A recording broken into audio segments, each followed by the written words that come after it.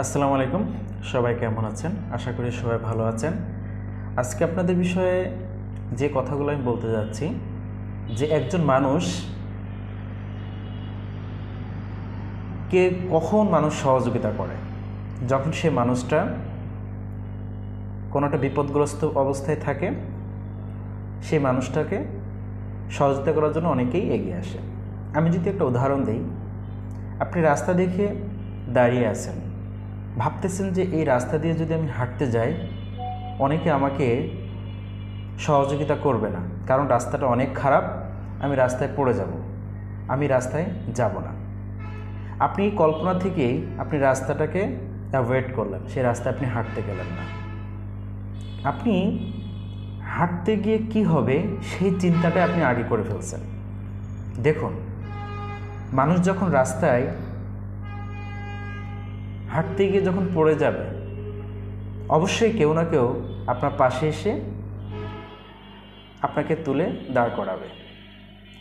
তেমনইভাবে আপনি যে কোনো কাজ করবার ক্ষেত্রে আপনার দুর্ঘটনা ঘটতে পারে, অথবা আপনি শুরুর দিকে কারো সহযোগিতা নাও পেতে পারেন, কিন্তু আপনি যখন ওই রাস্তাটা দিয়ে বা ওই কাজটা যখন শুরু করতে যাবেন, দেখবেন আপনার পাশে কাউকে না কাউকে আপনি পেয়ে যাচ্ছেন।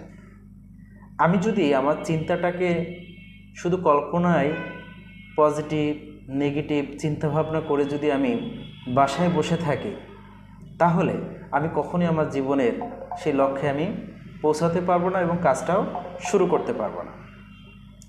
তো এই জায়গা থেকে আমাদেরকে সিদ্ধান্ত নিতে হবে যে আমি আসলে সেই কাজটা করার ক্ষেত্রে কি বিষয়গুলো বিবেচনা করব।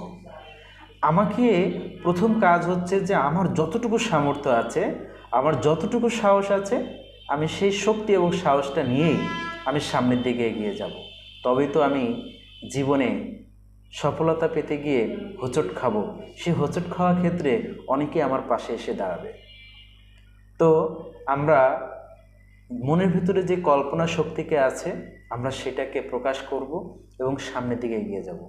আপনি আপনার শক্তিটাকে শুধু আপনি একটু এগিয়ে নিয়ে যান, দেখবেন আপনার পাশে আপনি অনেক মানুষকে পেয়ে যাবেন। তো আপনি দেরি করবেন না, শুরু করুন। শুরু করার ভেতরে একটা আনন্দ আছে। আপনি যতদিন শুরু না করতে পারবেন, সে আনন্দকে উপভোগ করতে পারবে না, আপনার জীবন থেকে সময়টা চলে যাচ্ছে। এই প্রত্যাশা রেখে শেষ করতেছে আজকের মতন। আসসালামু আলাইকুম।